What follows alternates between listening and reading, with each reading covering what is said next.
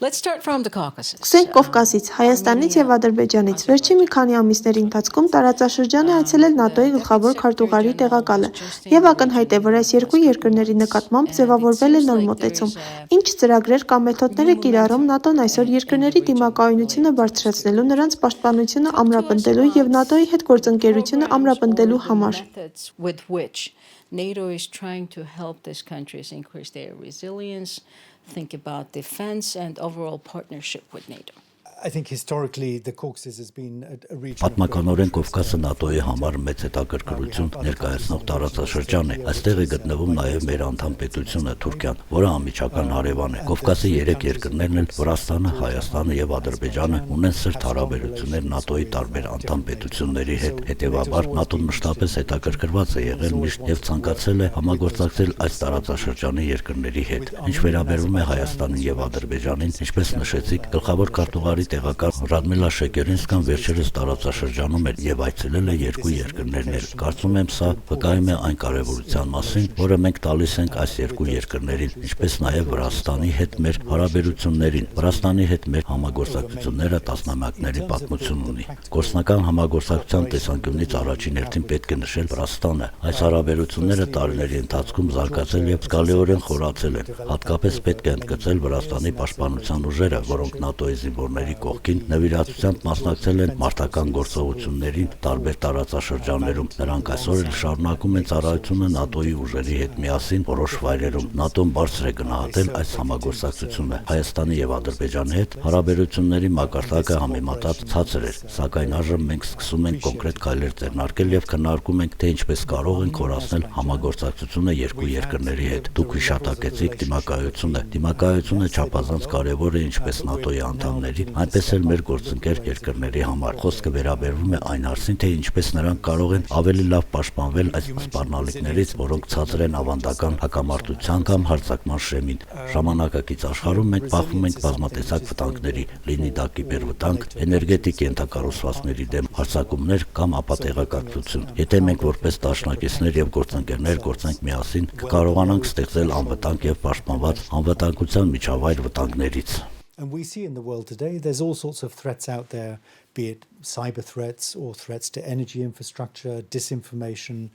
And if we work together as allies and with partners as well, we can help build our security against these threats. Armenia has elections coming up. Հայաստանում ընտրությունները մոտենում են։ Երկիրը փորձում է հեռանալ Ռուսաստանից եւ մոտենալ ՆԱՏՕ-ին։ Կա արդյոք Հայաստանի համար որևէ պաշտպանական աջակցության ծրագիր, որը դուք քննարկում եք, լինի դա կոնվենցիոնալ պաշտպանության համար, թե հիբրիդային գործողություններին դիմակայելու նպատակով։ Defense assistance, whether it's for conventional defense or against hybrid operations.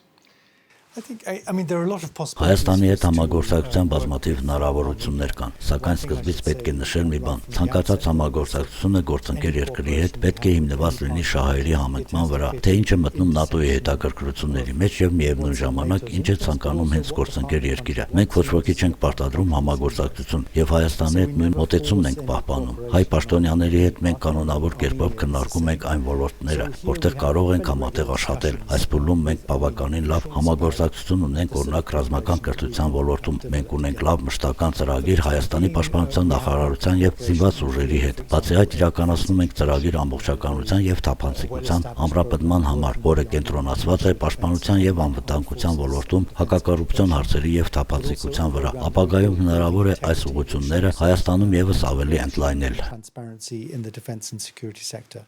And we can develop more strands of work like this with Armenia going forward. Do you envision any sort of Եթե քննարկվում է համագործակցությունը Կովկաս երկրների միջև, թե սա դեռ վաղաժամ է։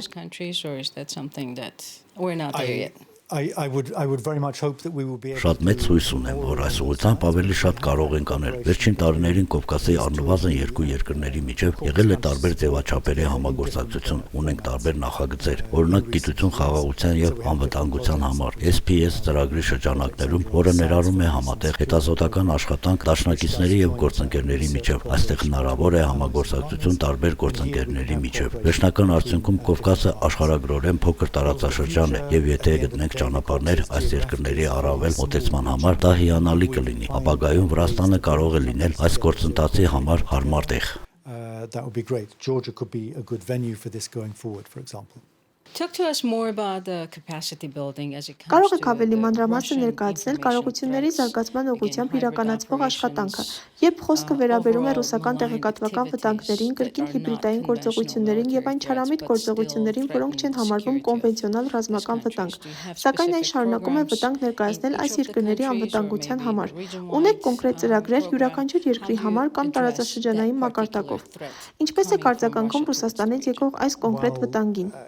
we certainly consider Russia the biggest threat as far as NATO. Չնայած այն հանգամանքին, որ ՆԱՏՕ-ի համար Ռուսաստանը դիտարկվում է որպես ամենամեծ վտանգ եւ որոշ գործընկեր երկրների համար դա նույնն է։ Մեր ծրագրերը կոնկրետ որևէ մեկ երկրի դեմ ուղղված չեն։ Մեր նպատակն է ուժեղացնել գործընկեր երկրների կարողությունները եւ դիմակայությունը, անկախ նրանից, թե ով է վտանգի աղբյուրը։ Մենք տեսնում ենք նաեւ այլ երկրներ, օրինակ Չինաստանը կամ Իրանը, որոնք գործընկեր երկրների դեմ կիրառում են Ռուսաստանի նման թշնամական մարտավարություններ։ Այդ պատճառով մենք փորձում ենք զարգացնել այնպիսի կարողություններ, որոնք երկրները կարողանան օգտագործել ցանկացած վտանգից պաշտպանվելու համար, անկախ նրանից, թե որտեղից է այն ծագում։ ՆԱՏՕ-ի շրջանակներում ունենք մի շարք ծրագրեր, որոնք կիրառում են նաև գործընկերների հետ։ Դուք հիշատակեցիք ռազմավարական հաղորդակցությունները, այս ոլորտում շատ են աշխատել այսպիսի գործընկերների հետ, ինչպես Մոլդովան եւ Հորդանանը։ Մենք աշխատում ենք այն ուղղությամբ, թե ինչպես կարող ենք այս երկրները ուժեղացնել հասարակության դիմակայությունները արտաքին եւ ներքին ապատեղեկատվության դեմ։ Սա արդեն իրականացվում է։ Մենք կարող ենք տարածաշրջանում մեր աշխատանքն էլ ավելի ակտիվացնել։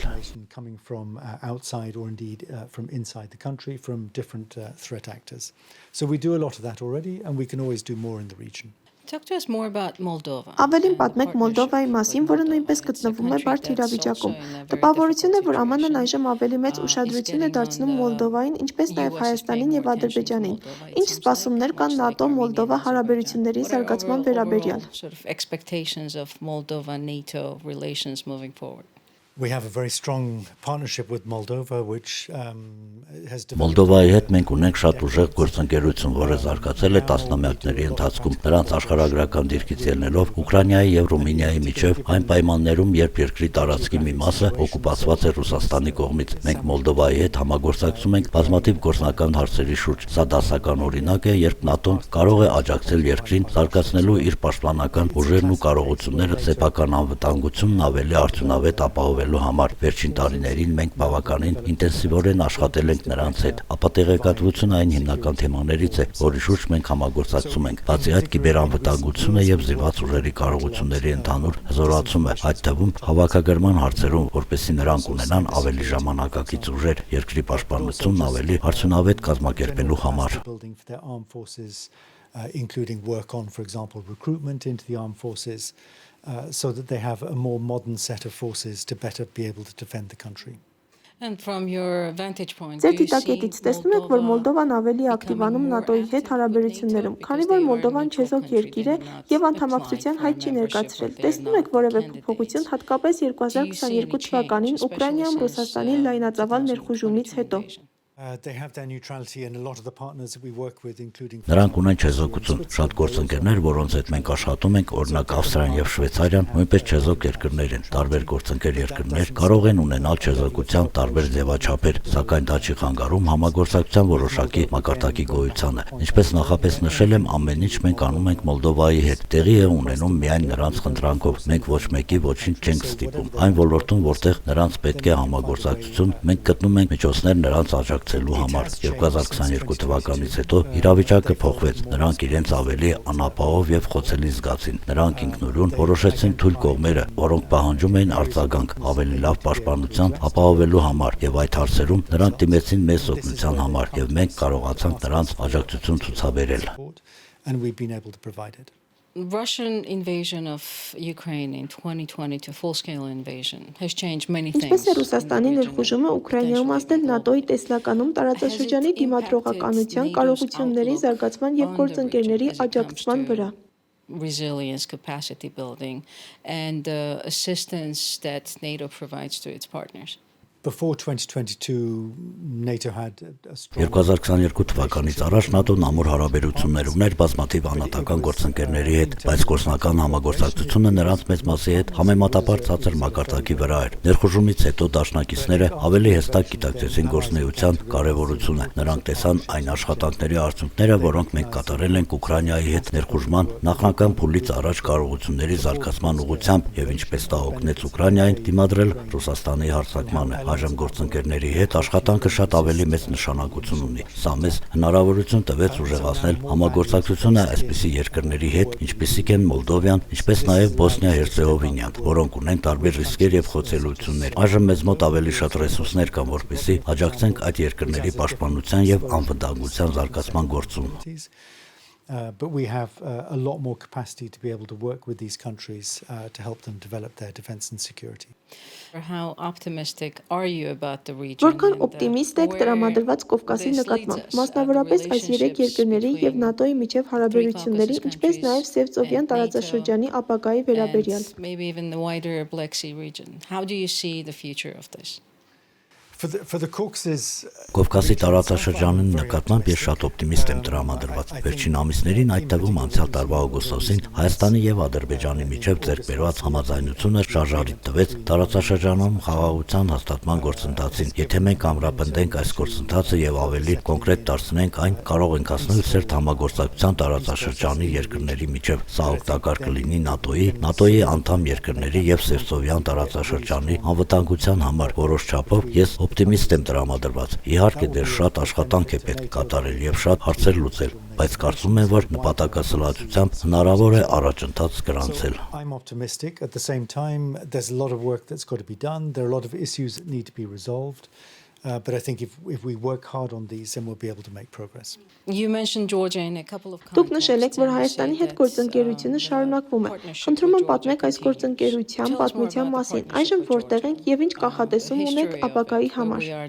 And how you feel about that partnership moving forward. Well, it's a long historic partnership, as I mentioned. Սա երկարամյա պատմական գործընկերություն է։ Կարծում եմ ՆԱՏՕ-ին բոլորը գնահատում են այն ներդրումը, որը Հայաստանի պաշտպանական ուժերը ունեցել են տարածաշրջանի եւ Եվրատլանտյան անվտանգության ապահովման գործում։ Հայաստանի ներդրումը, օրինակ Աֆղանստանում հիշում են ՆԱՏՕ-ի բոլոր երկրները եւ կարծում եմ Հայաստանն իրավունք ունի պարտանալ այդ ներդրմամբ։ Մենք շարունակում ենք պահպանել այդ հարաբերությունները հատկապես պաշտպանական ուժերի եւ պաշտպանության նախարարության հետ։ Ունենք բազմաթիվ ընթացիկ գործնական նախագծեր։ Իհարկե երկրի քաղաքական միջավայրը այժմ ավելի բարդ է։ ՆԱՏՕ եւ ՆԱՏՕ-ի անդամ երկրները հստակ արտահայտել են իրենց տեսակետը Հայաստանի ներկայիս զարգացումների վերաբերյալ։ Մենք հույս ունենք պահպանել եւ հետագայում վերականգնել այսպիսի հարաբերություններ, ինչպիսիք եղել են նախկինում։ Հայաստանի եւ ՆԱՏՕ-ի, ինչպես նաեւ Հայաստանի եւ ՆԱՏՕ-ի անդամ երկրների միջև շատ ընդհանուր պոտենցիալ շահեր կան։ Մենք ցանկանում ենք շարունակել մեր աշխատանքը հենց այս ընդհանուր շահերի հիման վրա։